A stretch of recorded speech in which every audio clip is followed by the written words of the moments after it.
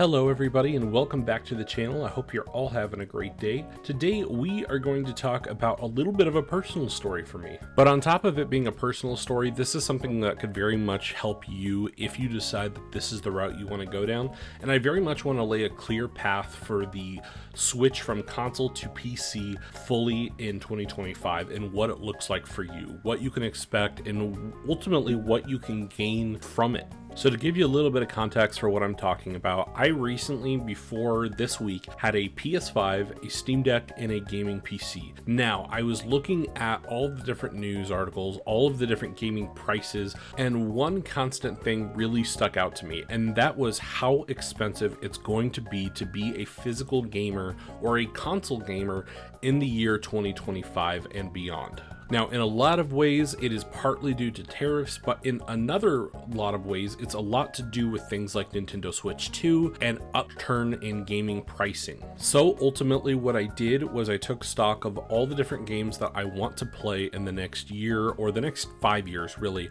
All of the games that I currently have and where I have them most of all. And as it just so happens, I have almost my entire library on PC. So I made the decision to sell my PS5, all of the physical games that I had. I am now strictly on gaming PC as well as Steam Deck because those two actually do cross over to each other. Now, not only am I going to get cheaper games, but I'm going to have a future forward when it comes to actual graphics for the games that are going to be coming out. Now, you might be asking, why am I telling you all this? Well, I think that if you are considering the prices of consoles and you are considering the games, it is time to start thinking if you should switch to a gaming PC or if you should switch to PC gaming in general, even if it's not a gaming PC, if it's a handheld PC or some type of form that has Steam. I really feel like this is going to be the ultimate way for you to game in the next 5 years. So much like all of you, I used to game exclusively on console. I used to have all of the Nintendo systems growing up, and throughout the years, of course, the PlayStation 2, the Xbox 360, the PS3, PS4, etc. But I got to a point where I really was seeing the diminishing returns when it came to my gaming experience. 10, 15 years ago, you heard about PC gaming being really great, but really hard to get into.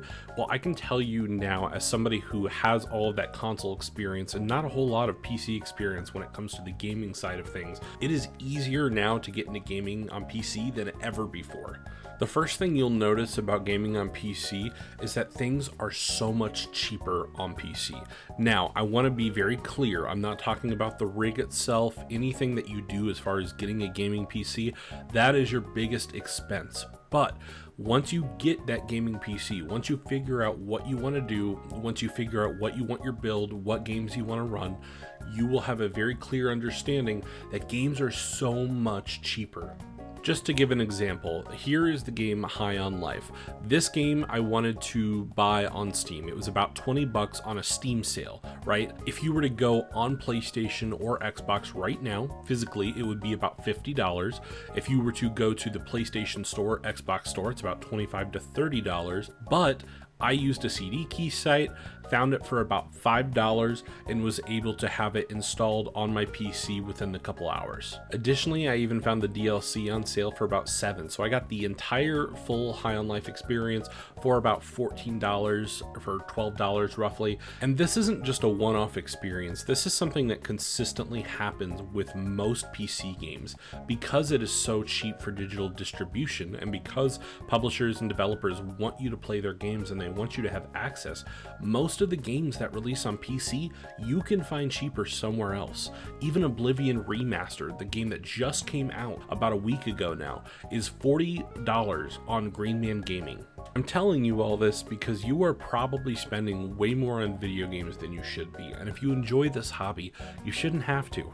Now, another thing I get told a lot of the time is that, well, PC games are not very well optimized or PC games often don't run very well. Well, first of all, that's not entirely true, and it's very game dependent, not to mention that that can also be the case for console games as well. Perfect example would be Monster Hunter Wilds that just came out. It ran subpar on console as well as PC. Now, of course, the PC release was definitely more unoptimized than console, but we are in a place where it is very playable. Not to mention, with the amount of technology that is coming out with DLSS and FSR, you are constantly finding games that run better on PC almost all the time. I think one of the most surprising things, though, when you do switch to PC from console is how easy things are. Now, initially, it is a little scary because PCs are very complex. There are a lot of moving parts and they do a lot more than consoles do. But when you realize all of the money that you save between games, not having to pay for online subscriptions, not having to pay exuberant prices for accessories and subscriptions and all these things that companies are trying to sell you constantly. Nintendo, especially with the upcoming price of their Joy-Cons alone, $95 for 2 Joy-Cons. That is ludicrous. You buy your Xbox or PS5 controller, you sync it up with Bluetooth on your PC, you put your Steam in big picture mode, and you are set to go. Steam Big Picture Mode actually is now running on the same software that the Steam Deck uses, being SteamOS. Now, because of this, it's very, very good when it comes to being on a TV. It's just like using a console. You literally put your Steam in big picture mode and you can navigate it just as if you would a console, and you can find all your games right where you need to be. You can browse the Steam store. It's very easy, very intuitive, and it's a lot nicer than the couch experience used to be on PC. Now, another thing too, this actually is just happening as I'm recording this video, but Xbox just announced that they are upping the price of the Xbox Series X to $600. In addition, their games are going to start costing $79.99 for their first party games, and their controllers just took a price hike as well. Not nearly as much, but it's by about $5. But with all of that information coming out as I'm recording this, this proves even more that companies are going to be raising prices on consoles. The reason I bring this up is because it is very relevant to what we're talking about, right? We're talking about pricing with PC versus console gaming. If you're going to go out and spend $600 on a console, why not go out and spend $600 on a very capable PC that will play games from multiple different stores and platforms? The backlog that you could get on PC as far as the years and generations of gaming, it spans much farther than consoles do. Now, I'm sure some PC gaming elitists are going to take issue with the fact that I suggested you buy a $600 gaming PC, but my first gaming PC was about $600. It certainly was no graphics powerhouse, but it played literally everything I wanted to play on it, including newer Call of Duties. With a little bit of know-how, you just set the settings a little bit lower, you switch the resolution, and you're pretty set. Not to mention, now that big games that used to be console exclusives like Ghost of Tsushima, God of War, Horizon Zero Dawn, even the Kingdom Hearts games are all on PC. In fact, I really feel that choice and availability is one of my favorite aspects about PC gaming.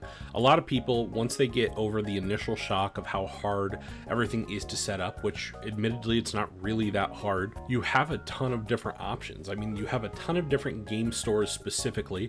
I, of course, prefer to use Steam because they are the most consumer friendly and the most consistent. But on top of that, you just have a huge catalog of games spanning all the way back from the 90s. I mean, it is an incredible catalog of games that you can play at any point. Not to mention the amount of free games that are offered, the amount of deals, Humble Bundle, the list goes on for reasons as far as pricing goes, why you should be considering a PC. But if that's not enough, let's talk about the fact that PC gaming is really flexible. I mean, you have your options of laptop, handheld gaming PC, you have desktop, and throughout all of this, you have saves and online multiplayer and everything that doesn't cost you a dime. Not only that, but you can use literally any third-party controller of any kind that you want. PlayStation, Xbox, 8-bit Duo. Hell, I've even seen people get their old Dance Revolution pad working. It really is just as customizable as you want it to be. Another barrier to entry that used to be very big was the fact that a lot of games didn't have crossplay, but that couldn't be further from the truth. Now most games, Fortnite, Call of Duty, Monster Hunter, they all have the option for you to play with people on different consoles and platforms. Meaning that if there's a specific person that you want to play with and they're playing on a Nintendo Switch or a PS4, you have that option still. Now, it is my duty to be objective on these things, and as far as things that I can say that the PC does not nail compared to a console, that is the plug and play nature of it, but specifically just plug and play in the sense that when you turn it on and you set it up, it doesn't immediately let you like put in a disc. But that being said, it is not that far off from being plug in and play. Once you download Steam or Epic or GOG, whatever your choice is, again, I would recommend Steam always, but whatever you end up downloading, that is your go-to. And it's just as easy as installing your game and booting it up. One thing I've seen people say is that they really like the whole couch experience for PC gaming. I actually will be filming a little bit. I'd like to put out a video soon that shows what my couch setup is going to look like when I get my new PC in. I want to show you how easy it is to really hook it up to your TV and have that full living room experience. I was looking on YouTube for the last couple weeks to prepare for this video, and I noticed that not a lot of people really go over in a ton of detail how the best setup is for the front living room experience for putting your PC up. So I'd like to kind of go over with you more when I get it, and I will try and do my best to actually film a little bit so you can see what the setup would look like. Now, this video isn't extremely comprehensive because a lot of this comes down to common sense, but what I really want to stress is how good of an experience PC gaming is in 2025. I remember in 2010 when I used to research this stuff, how overwhelming and scary it was to get a gaming PC, but I can tell you with certainty, as somebody who has, again, not that much experience with gaming PCs, we are in a much different era. If nothing else, I want this video to be a helpful reminder that there are a lot of people willing to help you and show you the ropes when it comes to PC gaming. In fact, I'd love for you to comment below and let me know if this is something you've ever considered, or if maybe you want to join the Discord and we could try to come up with your own personalized game plan. Times are tough, tariffs suck, and pricing is worse than ever, but that doesn't mean that you have to have a bad experience.